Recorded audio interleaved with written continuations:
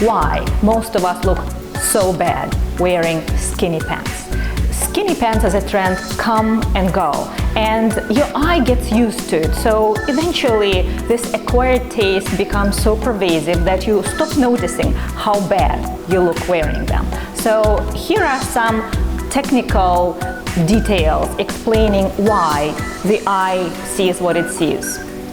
We are going to show this to you right now. Whenever the eye meets something on the body where it can anchor, like for instance a horizontal line such as a hem like this, or another one like this, the eye anchors there and uses this place, this line, the width, the height of this place as the starting point to construct the parameters of the body that it sees.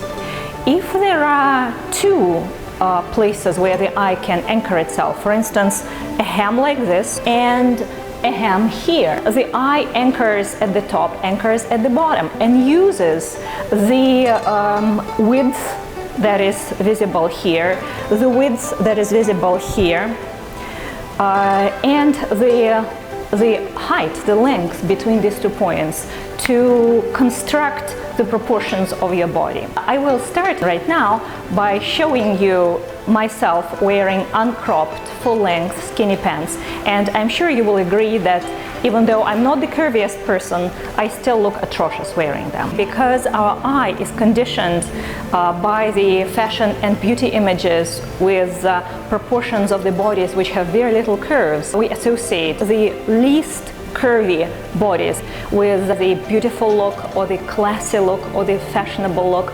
In other words, no matter how much we love our curves and how much we own, the beauty of our bodies and the uniqueness of it, it still makes sense to look into the proportions. I'm intentionally wearing a shirt right now which has an unflattering length. It cuts me right here in the widest part of my body. It doesn't have to be a hem necessarily. Color blocks, various other elements of your clothing will play the same role.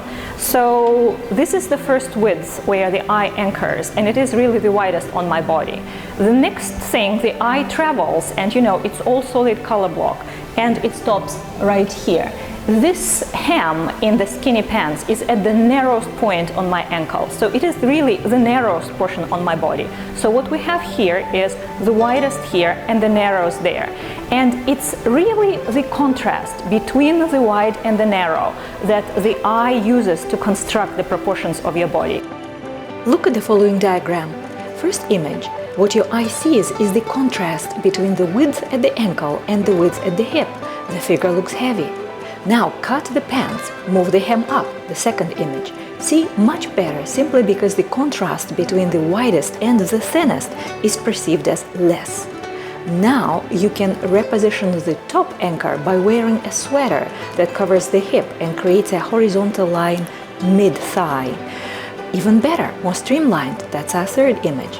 And finally, you can also wear a top with a hem that is rounded and maybe also a V-neck or a deep rounded neckline to add visual elongation, to break the rule of these horizontal lines. The rounded hem in our fourth image destroys the bulkiness of the hip area, repositioning the anchors that your eye is seeking. You see, that's why a rather popular but kind of primitive advice to how to look 10 pounds thinner is emphasize your strong point. Maybe you have thin waist. Maybe, if you have a bit of a belly, it's the empire waist. Maybe it's your slender wrists. Maybe it's your face.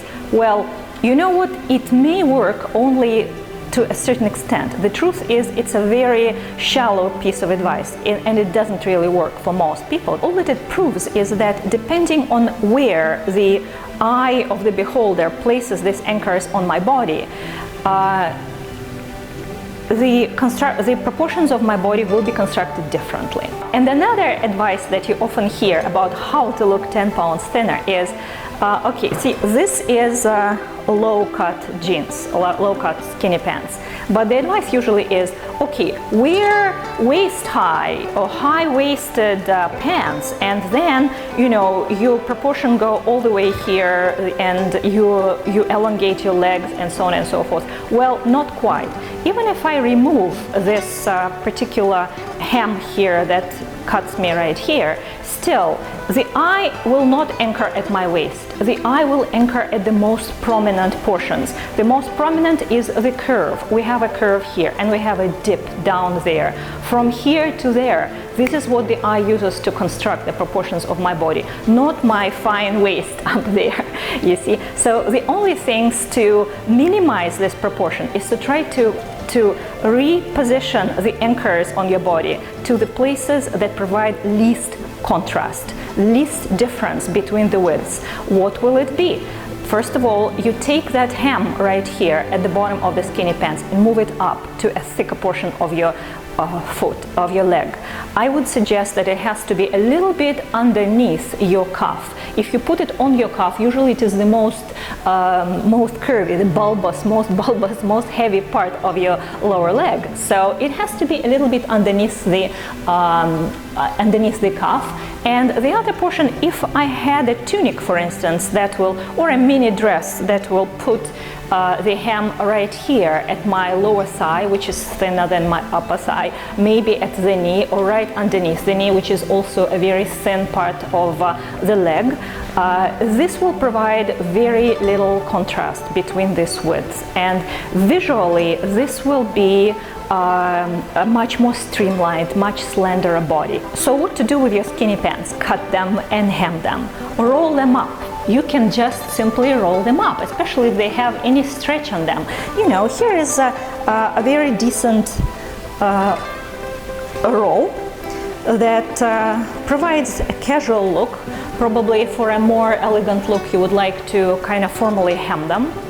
And nevertheless, this proves what I was just talking about. Here is exactly the same pair of pants, only they are hemmed in a regular way, cut and hemmed professionally. So as you can see, the look is much more palatable, even though here we still have this unflattering hemline. I only have a few pairs of skinny pants, and if I have them at all, it's usually due to, you know, I made a mistake in buying them, or it was desperation that I needed a pair of pants immediately.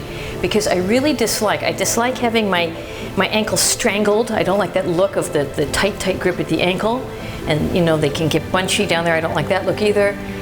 And I also don't like the visual break at the ankle. Even though it's just a purely personal aesthetic, other people wear it very well and enjoy it. I don't like it. So my resolution to skinny pants is actually quite simple.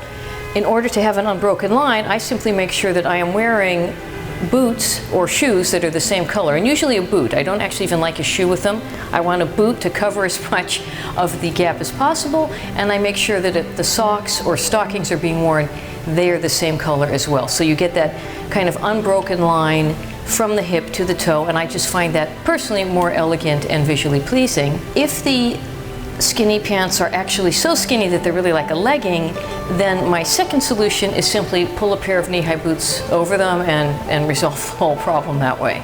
As always, the piece of advice that is truly valid in all of these proportion things is heels.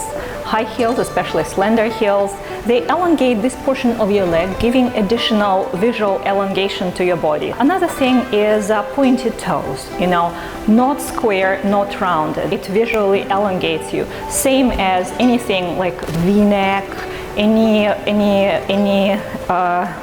hem that is, you know, proportioned in a rounded or asymmetrical way as opposed to, you know, straight line, always helpful.